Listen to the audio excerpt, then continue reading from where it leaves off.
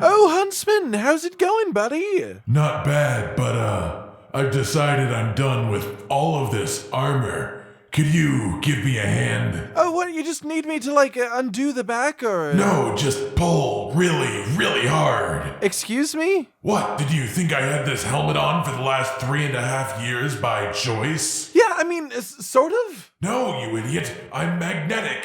Pull hard. Oh, all right then. Ladies, gentlemen, and monsters of all ages, the main Monster Hunter series has 14 weapons. It's been this way for a while, but it hasn't been that way forever, so it may not stay this way forever either. New weapons are cool, a fun concept that offers the ability to fight the monsters that you love in a totally new and unique way. Of course, it may be best if any new weapons were properly new weapons, designed at the current time of the series with current gameplay in mind, but there are weapons in the Monster Hunter series outside of the main line of games that already exist from the past. Last week we had a chat about the Tonfas, and today we will be talking about the Magnet Spike, also known as Clutch Claw 1.0, at least by me. I'll explain what the weapon is from a more general standpoint, from the general perspective of someone who has looked into the Magnet Spike out of curiosity for other monster hunting experiences, but as I have not personally played Monster Hunter Frontier, which is where it came from,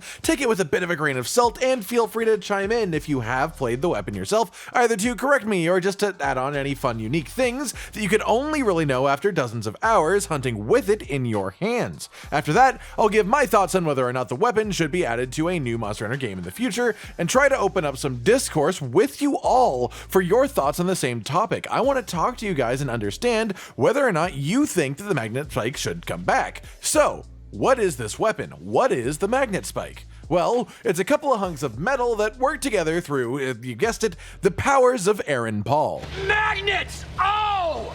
Magnetism is an established power in Frontier. There are multiple monsters based around it as an elemental type, almost. My favorites of which being the blue and red luchador duo Ray and Lolo Gugarf. But this magnetism makes the weapon function in a handful of different ways. First, the most notable as a visible attribute, the weapon has two forms. One that almost looks like a bow, and one much more like a very big hammer, which it switches by moving around the various bits of the weapon itself at the flick of a switch. The two modes of the weapon have a lot of overlapping attacks between them, and the most notable difference being that one of the modes deals slashing damage and the other mode deals blunt damage. This is one of the heavier weapons in the series as far as both physical size go and the feeling of the weight of the strikes themselves as well. However, in contrast to how that usually is handled in the series with different weapons, the Magnet Spike has somewhat crazy movement options as well, also mostly based around magnetism. You get sort of a secondary part of this weapon called the magnetic field gun. You use this to shoot a small magnetic sphere at a monster, which you can then essentially clutch claw up to from a distance, or when you're up close, you can use this to push yourself away rapidly, creating a lot of distance really fast. As well, the Magnet Spike has some pretty advanced dodging and countering options, even aside from this, as depending on which mode you are in, various directional dashes are also a counter attack, sort of like Bo's dodge bolt switch skill from Monster Hunter Rise, rewarding you for iframing towards a monster's attack, actually into danger. As you attack the monster with your weapon, you will build up magnetic charge until you enter magnetic boost state, which powers up your damage while it is active. As well, a monster being hit by the Magnet Spike will slowly become magnetized itself. When fully magnetized, you can use an attack called Magnetic Bind. This is where things get very, very crazy, and this roots the monster until you either fail or succeed at your inputs, resulting in a finishing move. In a weird way, it was harder to explain Tonfas than Magnet Spike, at least it took a lot longer, even though I would say that Magnet Spike is a much weirder and complex out there weapon for a number of reasons, which will of course come up in the next section of this. Now that anyone who didn't know how the Magnet Spike worked before has now had their refresher course, let's talk about if it should or should not come to a future mainline Monster Hunter game.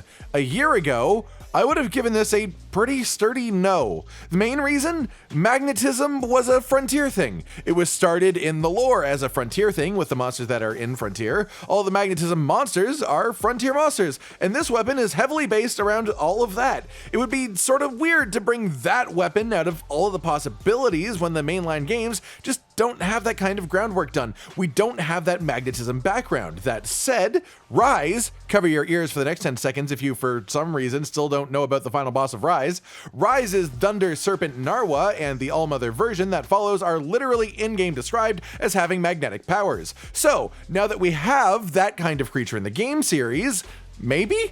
I could believe it. In Rise, it's talked about how the molten gold of Almudron helps create some pretty advanced technology, hence the robot dog Palamute armor. So what's to say that something like this could instead unlock similarly very advanced technology ahead of even next expansion?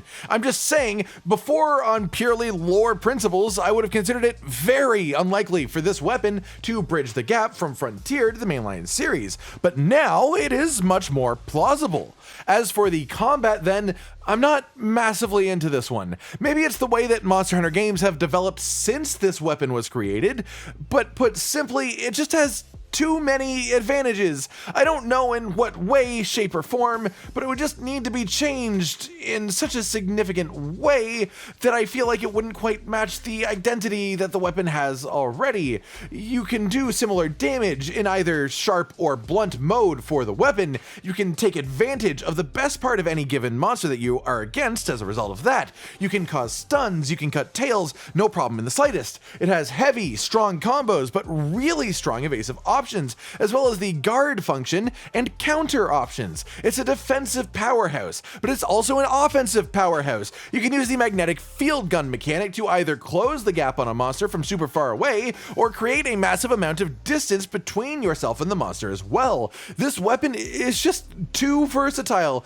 It's sort of incredible, actually. Too incredible, if you ask me. But the main thing is, too much of that is just baked into the identity of the weapon. It wouldn't really work if you took away the magnetic field gun. It wouldn't really feel like it's the magnet spike if you took away the mode switching. It's part of what makes the magnet spike what it is. The only things that you could really take away are the magnetic boost state for the hunter, or the magnetized state for the monster and following super move moment. But even then, we would still have a weapon with insane evasive option, insane defensive options, and incredibly diverse offensive capability, and, well, there's just one exception to this. So let me lay out my thoughts in a very clear, concise way.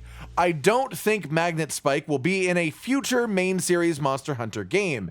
It may, however, be in an expansion. There is only one non-Frontier game in the Monster Hunter series that has the pace of gameplay and craziness of possible situations to properly support what the Magnet Spike is.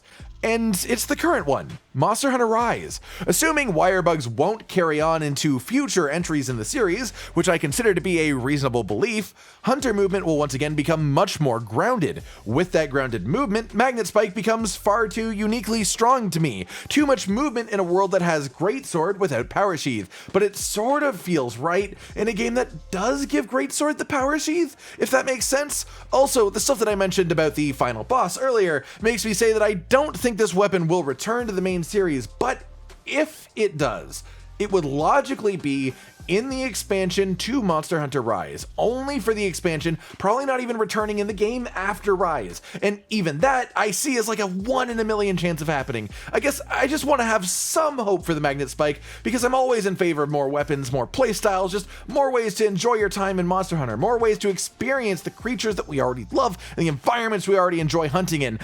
But I really am not personally expecting the Magnet Spike to come back myself. Alright everyone, this has been a bit of a talk about the Magnet Spike from Monster Hunter Frontier and whether or not it should be brought back to the series in a mainline Monster Hunter game. Would you play using this weapon if it was added? Do you agree with me about the weapon's versatility being a bit too overpowered, or do you think differently about that yourself? Like if you liked the video, subscribe and hit the notification bell for more, and most importantly, ladies and gentlemen, until next time, stay sweet. Josh, Cotton, and Hollow with the videos, dropping the humor like a hammer on your tippy toes, bringing entertainment on a daily arrangement to take our insanity and turn it into entertainment. Yes, I said entertainment twice, to reiterate that it is nice to look into your faces on a mostly daily basis when you let us in your homes to make the whole world a stage. Goodbye.